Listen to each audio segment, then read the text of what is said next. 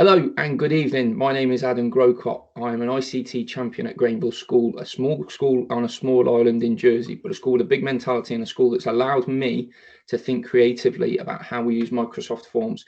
Yes, we're a school that uses Office 365 and we have all of the tools available for us on that. I'm going to be sharing with you this evening how I've used Microsoft Forms in the past. I'm going to be sharing with you some top tips to get you started on Microsoft Forms.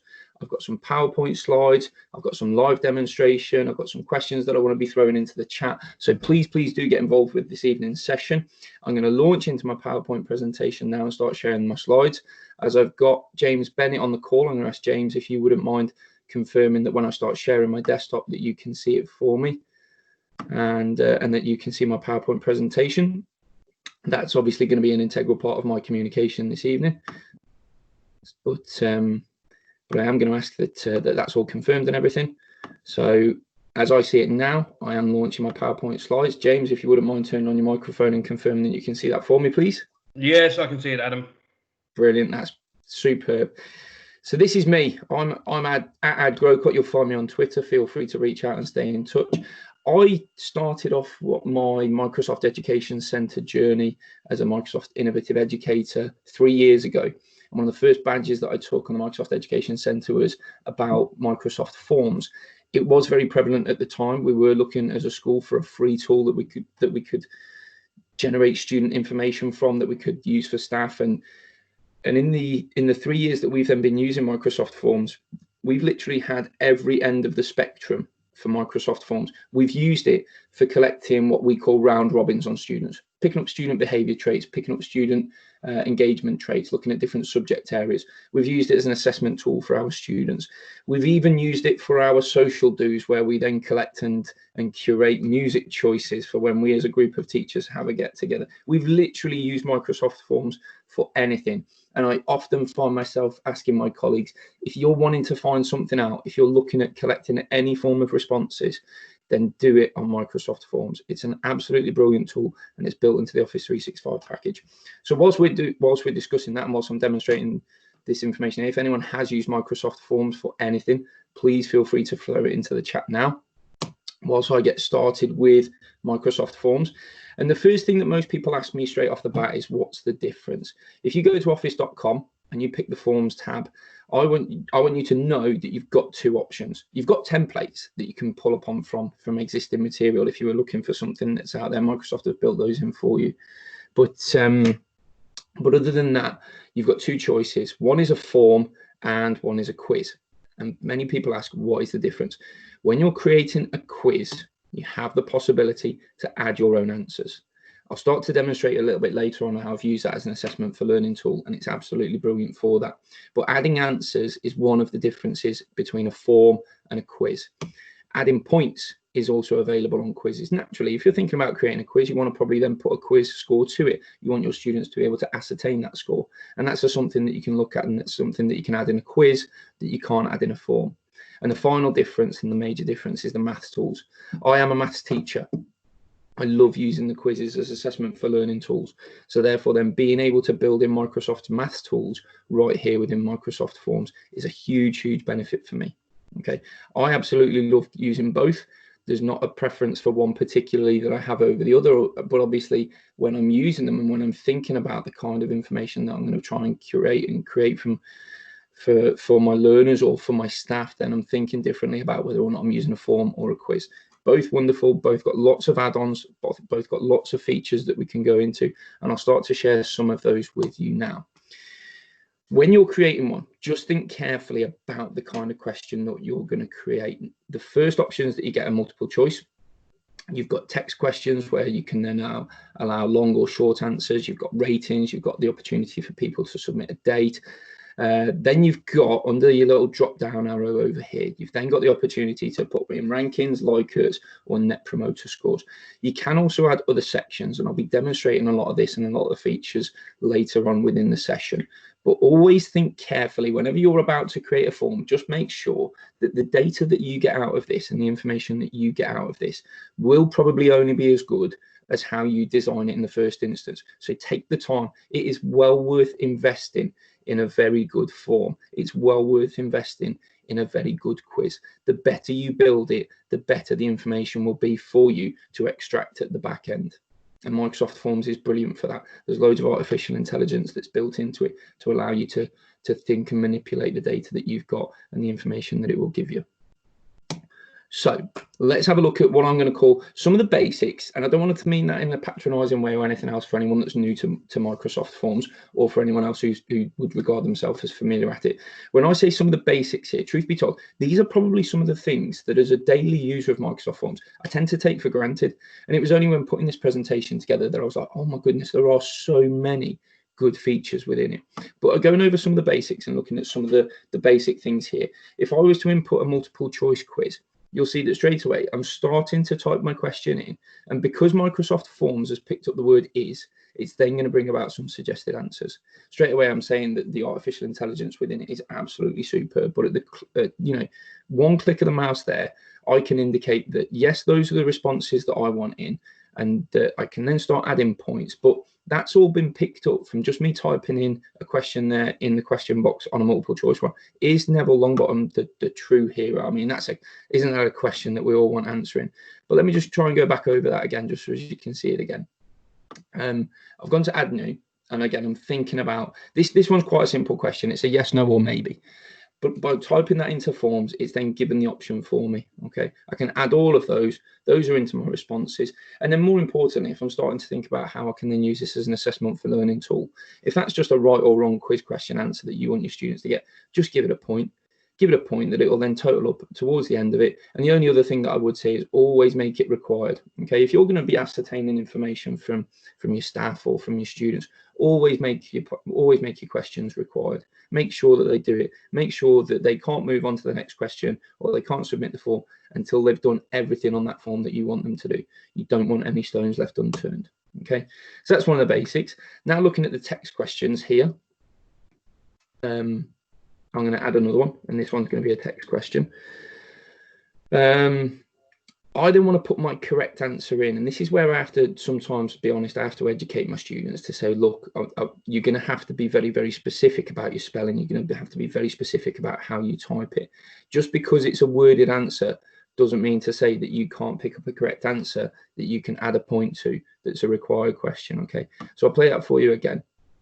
I've gone and added a text question. There is my text question. And because I've then accurately typed in, my students or whomever else is filling this in is going to have to actively type in the correct answer as it is, right? Using the capital letters and everything else like that. I might add multiple correct answers to factor in. I'm thinking mathematics here. And whenever I'm assessing angles, it doesn't allow you to put in degrees as an answer. So if I were to assess temperature, I have to then think about all the different ways that my students might type it. And I do have to train them on that, and that's absolutely fair enough. But just because it's a worded answer, don't think that it's not something that you can then create and that Forms will automatically assess it for you. Okay. Next one of my basic features is to then add a rating one. Ratings, you've got a choice whether you want it 5 stars, 10 stars, anything else like that. You don't even have to put it as a star. You can put it as a number. Okay, I always do prefer the star one, particularly if I'm doing a rating. I'll take the points out for that one because that's more so of an opinion question. But you've got star ratings within there, something that you can create within Microsoft Forms. And then finally, the last one of the, as I say, basic features I want to show you is to put a date in. All right, this will allow your students or your staff or anything to submit their entry as in date format. Okay, you can ask them whatever question you want. If it's a date related question, it may be when are you looking at doing your next assignment, or when do you think would be a good week to start the mock exams, or I'm thinking of all of those other situations like that as teachers we start to think about in our day-to-day working life.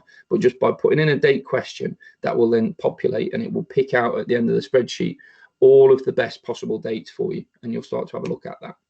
Okay, so again, looking at some of the, as I say, what I regard basic features here, you can also add a theme to your form, just to give it just perhaps even the color scheme or something else like that that would go to your school. What you can do though is you can also then create your own theme. So I've then gone into looking at Bing's image search here, and I can put my own image into it, so then that's as a backdrop. Now I need to make you aware of something here. Let's be honest, if I put that image in there now, you're not going to see it. even if I go into preview mode, you're not going to see it because it's hidden behind the context and the structure of the form itself.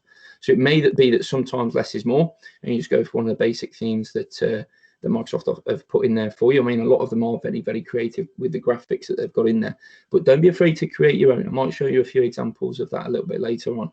All right, but just bear in mind, if you're going to go into the image search in Bing and you're going to put one of those images in there, bear in mind that it may get lost behind the body of the form. So why create a form? I've got 3 scenarios here now, which I'm going to go over, and I'm going to do a bit of live demonstration now for you as to where we've used forms with me and my colleagues. The first one that I'm going to start off with is assessment for learning. I know that in remote learning times, a lot of my colleagues have been thinking about assessing their students just to then be able to identify those gaps in knowledge, those gaps in students' understanding, to be able to ascertain where they're going to need further support, where they're going to need further guidance. It's absolutely not a problem. It's a brilliant tool for using forms for that. But then we're going to also look at student behaviours, and I'm going to try and also give you some administration ideas, because if you can go away as a teacher tonight from this session and you can give your school administrators an idea that's perhaps going to make your life easier, then hopefully you'd regard that, like I would, as a bit of a win. So let's dive into it now. I'm going to come out of my PowerPoint presentation, maybe a little bit of a clue there on the rest of my slides as to where this is going later on. But I'm now going to dive into some of the forms that I've created under this account earlier this week to be able to show you now how I'm going to use it. I'm going to start with this quiz. Okay, it's not got a title at the moment. Again, going back to the basics, I'm going to now give this one a title. I'll call it Hogwarts Knowledge Check. And then also put a description in there. What I like to do at this point is I like to put in some instructions for my students, even if it's just down to, like, complete all questions before submitting, or think carefully. In fact, let's put that one in for this one. Think carefully and check over your answers. How many times do you find yourself saying that to your students? You've given them a quiz, you've given them an assessment or something else like that. Make sure that you check your answers before submitting. Just going to go in there, just a little description of it. I've got my questions in here that I've already created, as you saw from my videos. So those questions are all in there. But now I'm thinking about my multiple choice questions. Okay, I'm thinking about how I can put these multiple choice questions in, and it may well be that actually this question here is worth more than 1 point. If I'm asking my students their opinion, I may say, who are the 3 most influential Hogwarts teachers?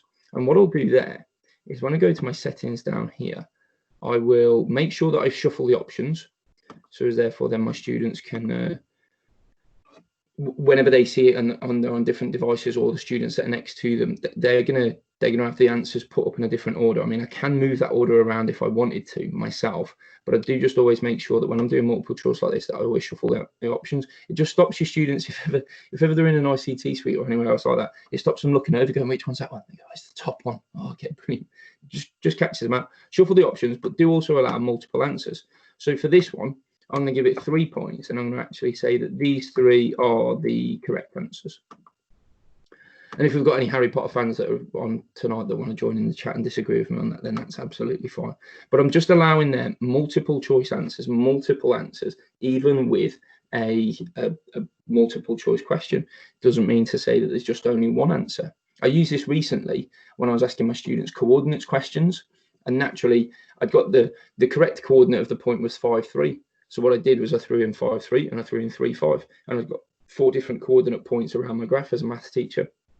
And I asked my students to select all of the correct coordinates, and lo and behold, more often than not, most of my students tripped up on 1 or 2 because they got the coordinates wrong, but also because they were rushing through the form, or they were asking their friends as to which ones it was. Always catch your students out. Always make sure that you're getting them thinking. Shuffle the options and give them other questions that have got more than one answer that's available. What that will mean when your students submit the responses is, if you've made that available for 3 points, you will have to go back in and submit the correct answers yourself. Because if a student was to put this in and they've only selected 1, or they've selected 1 correct one and 2 incorrect ones, you'll just have to go back in and review that. But I think that's all part of the assessment for learning process, and that's part of the expectation still as teachers and as educators, that we will still have to do some input ourselves. So that's one that I like to show. What I then would like to do is go, well, actually, I'm going to use these answers again. And all I've done there, I don't know if anyone saw that, but that's now question 6. All what I did up here was I clicked on the copy question button. All right, so I'll delete that one again now. So as you see, there you go, I'm back to question 5. But if I want to repeat this and I want to use the same answers, I'll just click copy it. That's now question 6. And you'll see across my form that it's done exactly that. It's copied the same question. That's just because I just want to change this one. Who is the best Hogwarts teacher? And we'll leave it at that. Okay. Up for debate if anyone wants to join in on the chat, absolutely fine. I'm going to take out these now incorrect answers because Horace Slughorn is the best Hogwarts teacher of all time. So I'll take off the S on that as well. But I just wanted to show this just for that copy facility. It's a brilliant one because if you've then got lots of questions where you've got similar choice of answers, you can just quickly copy the question and it's absolutely not a problem. If I then decide that actually this question is more important, I can then use my up and down arrows as well to move its position within the form and within the quiz. So naturally now this has now become question number 3. I have decided that I do want this back at the bottom, so I'll just click my down arrows and I'll just shuffle that through Microsoft Forms so as then it's in its right place as to why I want to ask it for my students. That's brilliant. I've got that all in place. What it won't allow me to do, and I just want to point this out, is I can't then copy a question and turn it into a different format. So if, for example, I wanted to put in a ranking question, all right, and I've got the options here. If I wanted to take this question here, but I wanted my students to rank these teachers, unfortunately, I can't just copy and paste that information there. I will have to resubmit it in. But it's like the point that I made at the start. If you invest the time into a form, there you go. That's how long it's going to take me to type in these last names. Absolutely not a problem with that for me as a teacher. Yes, Forms is great for helping me out and it's helping me stay organised. But truth be told, I want to invest the time into a good form here so as I know that I've got it forever, because I can share this with my colleagues. I can share this. I can duplicate it loads and loads of times. When I'm creating these forms, I've always got it in the back of my mind. How long am I going to be using this for? So I've got absolutely no problem in taking the time. Just over that, there you go. That was how long it took just to resubmit those answers.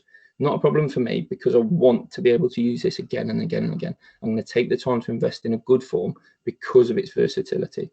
Now, I didn't put in the question there. I do want to say to my students, rank these in order with the best at the top. And we'll put it like that.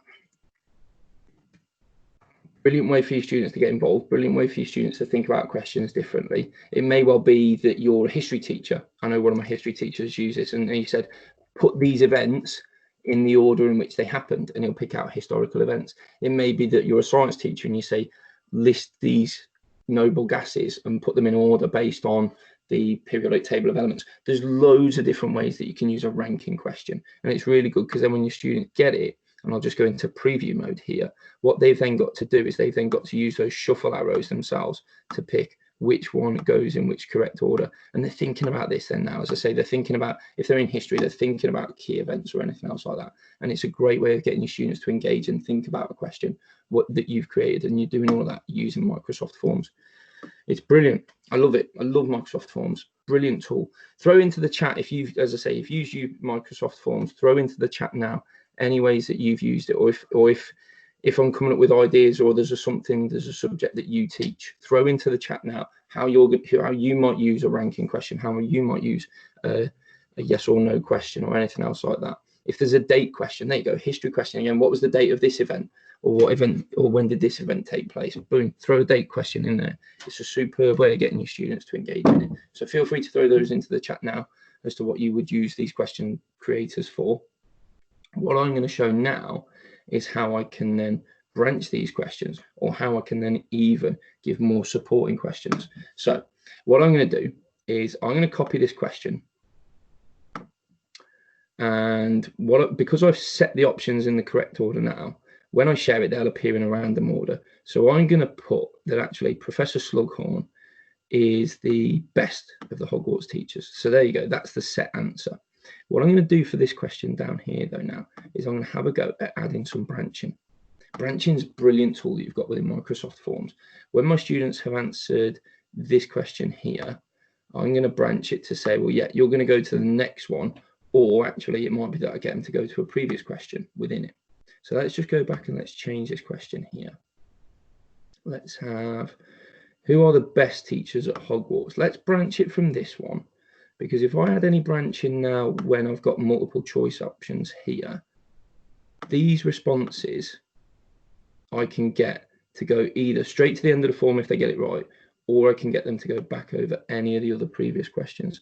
What this is great for is this. So when you've got your branching tools, you've got that on there. This is great for then inserting some media, okay, into your questions. I can add an image into this question, get my students to think a little bit more about it, and probably give them some persuasion, give them some tips as to what I'm encouraging them to do. Don't worry that this one's not worked. I have got some preloaded ones. But what I might also do is I might also think about adding files that I've already saved. So I can go into my OneDrive. I can upload them all from there. It's absolutely fine because I've got loads of possibilities to where I can insert images from. Or what about doing this? What about inserting a video? Now, all you have to do here is paste the YouTube URL. So if I go to my YouTube playlist, which is hugely important, this video here, I'm going to want my students to watch as part of doing the assessment.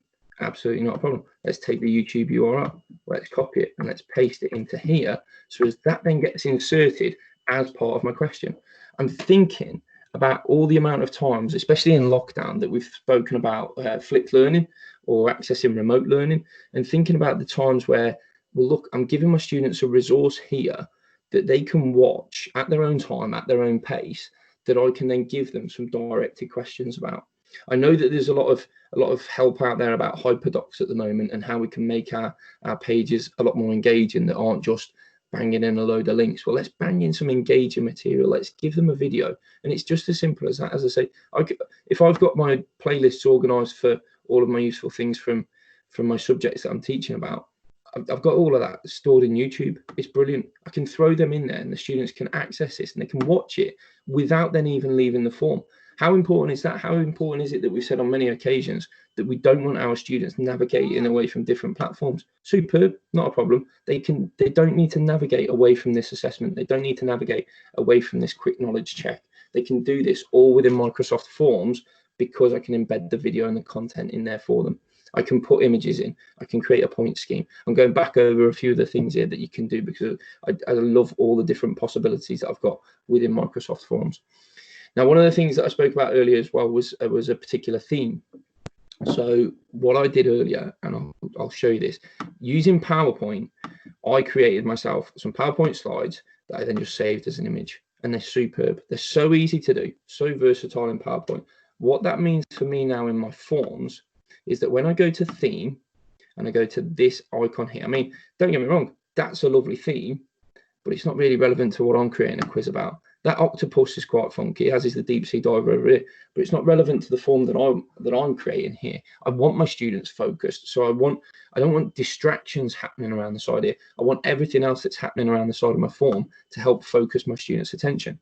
So I could insert some images. As I said earlier, if I was to insert this image here, perhaps a lot of it is going to then get lost in the body of the form. So that's where then we can be creative with what we put in. So let's just take one look at it here. Yeah, straight away I can see that actually the main points of the image there are going to be lost behind the body of it. So then that's where we can then be a bit more creative. I'll delete that one. I was creative earlier in PowerPoint. So now when I go to my OneNote, sorry, when I go to my OneDrive, these are the images that I've created earlier. I've created them as PowerPoint slides, saved them as images, so as then I can then upload them straight away within my Microsoft form. That then, as I say, it brings the focus for my students in and around the form a lot better. They know exactly what I mean, if you say to your students, are you on the Hogwarts quiz? They'll go, oh, sorry, yes, I am, sir. Brilliant. I can see that because it's focused around it. It might be that actually you've skipped on from the title, or you're looking at another student's computer and you go, you're not on the right one here, because they all look orange, okay, because you've picked that theme. But when you're then designing your own themes, absolutely superb. This is what I want my students focusing on. And it may be that actually you choose an image that maybe does get lost behind the body because you don't want them thinking about that. But it's just another way for you to be creative with your forms as to what you're putting in it, so as your students are then showing focus. Okay, so I've used Microsoft Forms lots and lots of occasions for looking at student knowledge and assessment checks. I will make the point that let's just remember some of the principles about assessment for learning. I used to think that I was brilliant when I created a Microsoft Forms and I taught my students for 2 weeks. So we've got a topic, we're doing shape, space and measure. As I say, I'm a maths teacher, and I've taught them for 2 weeks, and then I'll go, brilliant, let's see how much of that you've retained. I'll do you a forms quiz. What I didn't appreciate was that actually the best way of using forms is for assessing their knowledge at the start. So going back to my assessment for learning principles, send them a form at the start, get them to answer those questions, then send them a forms at the end. Send them the exact same forms if you want, because what you can then get is you get a brilliant data set out of the back of Microsoft Forms. If I was to put this now into our chat, I'd send this out, and I'd send this so as all of my students, so I can collect the responses on that. So I might just do that, and I might see sort of what the participants in this webinar come up with. I'll put that in there, and I'll see if you can then get to fill that in. What I should let you know is that now you've got the ability to fill that in. Any changes I now make to this will then still be live changes, and they will then be reflected in the responses that you put in. What I probably should have thought about actually before I sent that out was some of the settings that I've got available here to me in Microsoft Forms. I can pick that start date is not actually going to start until tomorrow. All right. Or it may be that actually I want to set this for later on, because you've got your students in class and you decide that you're going to set this as a homework task. Well, you don't make this form live until you know that you can do it at a prescriptive time for homework. Maybe don't view it as homework. Maybe just view it as a quick check-in that they can do. Give it an end date. So as then if your students are late submitting it, well, unfortunately you haven't, because I've selected an end date and a time here. Give them the chance to shuffle the questions. When I was shuffling the options earlier, and when I was talking about the ranking questions or shuffling the options within a multiple choice, you can shuffle the whole questions around the assignment if you want, or assign around the quiz. This particular one for me, though, is cool. Always customize your thank you message. Thanks for taking the time today.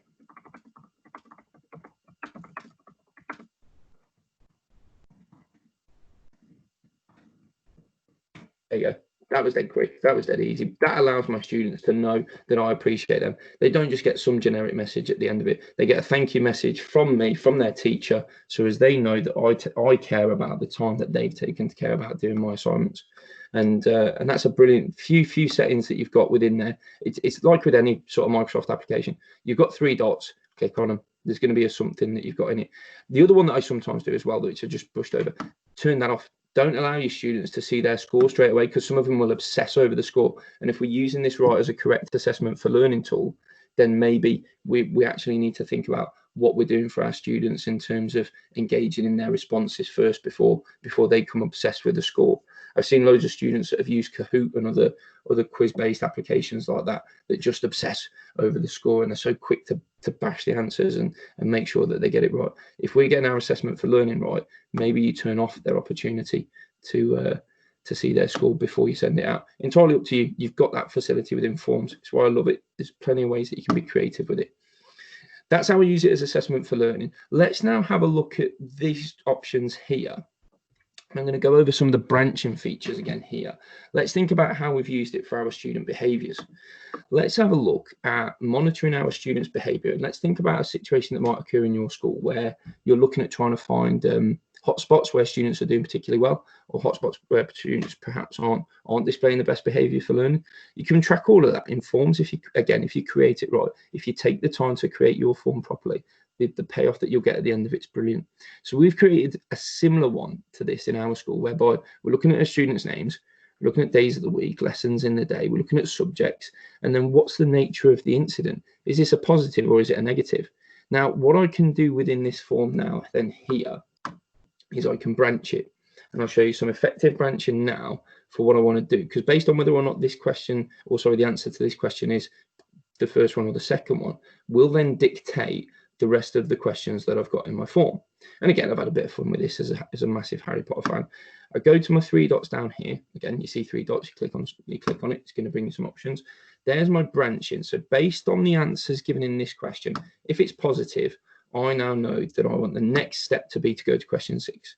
If it's negative, I actually want the next question to be question 8. Now, question 6, I still have to branch correctly. So I still now have to make sure that after question 6, I now then want them to go to question 7. And this is very important, because what you don't want to do is you don't want to create a form that's therefore then sending you you know, based on your options, you've branched it once, but you've not branched it then all the way through. So you must make sure that you're thinking about all your final answers, because now on question 7, it's still branched to go to the next one. When in actual fact, if my student has put something positive in and I then want to give them some house points, once I've selected their house, I don't then want to be asked, what's the action that you're going to be taking? So on all of this, the next choice that I'll make sure for all of my options is that I go to the end of the form. Again, I'm thinking creatively here about how I use the Microsoft Forms. And what I can always do, just to make sure that that's right, is I can just go into preview mode. I've got that little icon there, which I don't want to brush over. That then tells me that there's been some branching in this. If someone was to share and collaborate with me on a forms, then please, you know, make sure that if you see that one, that you go through the branching options and you make sure that you've got it back on. And whilst I'm quickly glancing at the chat, I'll say, Becca, thank you for sharing. As I said, I thought there was like-minded people on this call. Thank you for sharing my views on assessment for learning, as well as knowing that you're a like-minded person. Hopefully it means that we're getting it right. But let's just go back to the preview now of this form. If I was to now fill this in, and we'll pick the most troublesome of all students at Hogwarts, probably Ron Weasley. Let's say that he, on a Tuesday during period 4's divination class, wasn't demonstrating the best behaviour for learning. So see, straight away, I know that I've got extra questions geared up within this form, but actually only when I select that option does it now bring up, as I say, for me, what is now question 6. If I change it to positive, you can now see that straight away how I've branched this is then going to bring me up these other options to then select what it is that I'm going to put it in. So actually, I'm going to give Ron 10 house points here because he was all right in divination class. But can you see again, and I'll just go back over that, all according which option I choose from here now tells me which option I'm going to go to and which route on the form that I'm going to create. So again, you can still use this. I'm demonstrating if this is for administration purposes. You could use this then for your assessment for learning. It may well be that if a student submits an incorrect answer, you branch them off and they go on a few other questions. But then when you come back to it a little bit later on, you then just recheck in with them on that. It's another way of getting your students to check their answers before they finally submit. Because what I've done when I've branched this in the past is I've had students that have put in an incorrect answer the first time, then got it correct on the second time, and I can then actively have that conversation with my students and go, look, halfway through the forms, you clearly reflected on your response here, because I can see that your incorrect answer in the first time, you've then corrected yourself. And that might be because I've branched them off and I've taken them off on different resources. Like what I showed you earlier with the other one. If you want to then start embedding other videos or other material into your question, wouldn't it be brilliant if you could branch a question that then directs your student to another resource, gives them that opportunity to reflect before they then go back and resubmit their answer? Branching is going to be your friend, I think, almost, when you're creating a Microsoft Forms. And I'll go back to my point that I made at the start. Make sure you've got the investment right at the start. Make sure you invest the time to get in the form right, because it will save you time at the end. And I've got an example of exactly what I mean by this now. I've been creative with this form earlier here, and I had some very good friends of mine actually submit some false responses for me, as if. All right, so there's my quiz. There's my form. We know that it looks familiar to what I've done earlier. Let's now start having a look at the responses. First and foremost, I always check this. What's the average time to complete? Now, I don't know if anyone else has used this, but we have some quite funny incidents with staff when we're sending these out for collecting staff information. And one of these will say like average time to complete, and it'll say 9 hours. And that's that colleague who's gone into Teams first thing in the morning. They've opened up the forms that you've sent out and they've gone, yeah, I'm going to fill that in. And then they come back to it 9 hours later, and it completely skews your average time. Okay, you can take that person out and you can review that when you then open it in Excel, which you've got the opportunity to export it to. But I've got this student behaviors one here. And what this now allows me, as I say, when I'm thinking about my student behaviors, it allows me to pick up on hotspots. All right, I can start to have a look at the entries here that are for a Friday. And it may well be that actually when I export them to Excel, I then filter it out to see whether or not I'm looking at the positive or negative ones. Okay, I can see how many times we've issued 5 house points, which house the students have got those in. All of these cute little pie charts that come out are already created for me in Microsoft Forms. One of my first experiences of doing this was our CPD choices for our colleagues. We were looking to put together an annual program. And what we wanted to do was ascertain all of our staff's choices as to what they would like to embark on to support their CPD. And I stopped my colleague, Caroline, who'd got a paper form that she was about to send out. I was like, Caroline, please, like, can you give me 30 minutes to go away and put that on forms? Because I knew that that big pile of paper was going to sit on Caroline's desk until she'd probably got about 4 hours to go through it. Caroline fell in love with forms. The minute I showed her, 2 days later, all the pre-populated answers that we got here in Microsoft Forms, because we've been creative with it, it was then able to give us all of the information at the back end that we wanted. And as I say, I've got the best opportunity here that I can then export that straight into Excel. When I export it into Excel, all of my filters, because I've created multiple choice questions here, all of my filters are then going to be inbuilt into the spreadsheet for me, and you'll see exactly what we mean here. So if I'm really diving down and dissecting into in some of the information, how typical is that won't upload because it said the file's corrupt? I'll give it one more try, but if not, we won't worry about it. You'll have to believe me, and I promise you it works. When you then export it into Excel, it's brilliant for pulling out your filters. So on this occasion, it might be that I'll filter out straight away the positive and negative results. There you go, that's a lot better. So I'll enable the editing here. I want to look at where my students are successful in school. So I'm going to go to this, and I'm going to pick out the nature of my incidents are all positive ones. And I'll go, right, I've got a right good spread here as to which time of the day it is, which day of the week it is. Oh, it does tend to all be one student.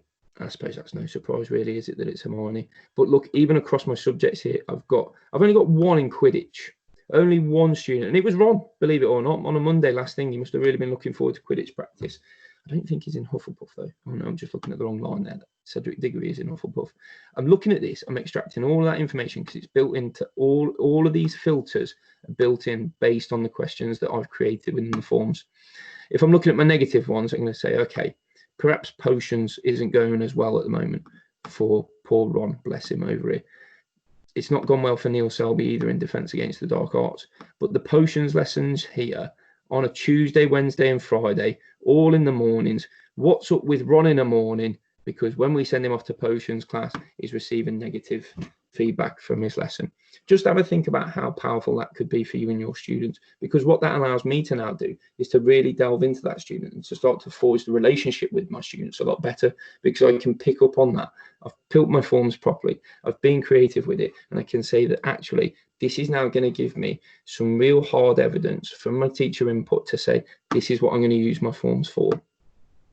Every time I save that spreadsheet and every time the forms gets populated, I can then create a new spreadsheet, just open it up in Excel. So it may well be that if when you're creative with this one, if you send it out and send it to have an end date, you know that you're then not going to miss any responses that get added on at the end, because they're not, obviously your staff or your colleagues can't fill it in any further. So it might be that that's one that you want to cut off at the end of the week. But again, let's just go back over some of the things that I've done in this one. I've branched it so as it's then based on the response that's gone in. That's then helped me out as to what it's told me to do later on in the form, and the responses that I've now got from it are absolutely superb. One other final one that I'd encourage you all to do, as I say, if you like me as a teacher always think that we've moved on from where our administration is or anything else that we want to do that can make my sort of teaching life easier. Let's have a look at one of these, and this is where it can then cascade out amongst to our other colleagues. Let's have a new student that's going to join us. I'm going to put I'm going to give them their name, and what I want to show you that forms will actually do in this is really creative, all right? Because now when I go to add new, it's come up with some question ideas. That's because in forms, as I say, there are some templates that are already created here. But when I go to new student form and I put in name, when I now go to add new, it's going to come up with some question ideas for me. So actually, yeah, I do want their email address. So let's add that one. And then I do also want their phone number. And I'm thinking of my student administration here, because I'm then thinking, well, actually, this is going to create the form for me. It's even telling me how long it's going to estimate to complete it. And I'm happy with that. I'm happy with all of these suggestions that these forms are going to give me. Again, be creative with your forms. Think about the themes that you've got here. Because it's a form now, I have got some other pre-populated ones that are pre-designed ones, sorry, that are already at the top. And as you can see, Microsoft have thought a lot about these because they're creative against, as what I was saying earlier. You take a look at this one here, and you're looking at the graphics and everything on the sides of it. I've done one myself though. So I'm going to go into my OneDrive again that I was in earlier from here. I'm going to click on my Q folder, and it's this one that I'm going to select, which hasn't loaded up yet, but it will load up and it'll allow me to create that and add that straight into my form that I've created. And I've done that in PowerPoint. Be creative. Give it your sort of school logo, your school emblem. your information. This is how you're going to present yourself. If this is something that you're sending out to parents for new student admissions, absolutely brilliant. You want your school icon to be the one that they're filling in there. You want that on your Microsoft Forms. So I've created one there for my parents. I'm going to send this out. These are any new students that are going to come to my school. Absolute brilliant way of doing it. The only thing I would say is if there's other documents that you would usually have, again, think creatively about your form. I've got a Word document that's, let's say, it's my acceptable usage policy for ICT. So as my students then have to access the internet in an appropriate manner, when I go to add new, if I was to add a multiple choice on that one to say, do you agree with the acceptable usage? All it needs me to do, I can't add a document. What I can do again is I can add an image. So if I take an image or if I save an image from PDF of that document, I can insert it there so as then my parents have got that ability to look into it. It may well be that actually that's a bit much. So let me just finish off this question here. Again, it's come up with my my suggestions for me there. I'm going to take out maybe, because I don't want them to maybe agree with it. It's either a yes or no. Do you agree with the acceptable usage policy? Very happy with that question, but actually I might want that in a section on its own. So when I go to add new here, I can go to add section. This now I'm going to move down into section 2, and what that means for my parents when they're completing this is if I go into preview mode here, first section, basic information, happy days, very happy with that. Next section, sorry, is then all going to be about the policies. So again, it's just allowing them to focus a little bit differently on the forms that's being created. I've been creative with this form. I've put it into different sections. I've got all those tools within Microsoft Forms for me. The only thing that I suppose I really need to do is need to change the color on this one. There we go. Let's make it red. So I'm happy with that. Am I happy with that? No, I'm not happy with that. I do prefer the school logo, even though it's half and half at either side. But I've got the time, and I'm toying back with ideas here. I'm bouncing back and forth. I'm taking the time to invest it in my Microsoft Forms. I've been creative with it right from the start, and I know that when I click that responses, it's going to save me time at the end. Guys, I'm going to end the presentation now, and I'm going to say thank you very, very much for participating. I hope that as I say, if I've done my session correctly this evening, you're going to leave with some ideas as to how to be creative with Microsoft Forms. Hopefully, you'll think about how you can use it as an assessment for learning tool, how you'll think about your student behavior, or how you'll think about your administration. There's loads that you can do within Microsoft Forms, and there's also loads of other good sessions coming out in the coming weeks from q.org/Microsoft. Thank you very much for watching my presentation. Thank you very much for watching my video.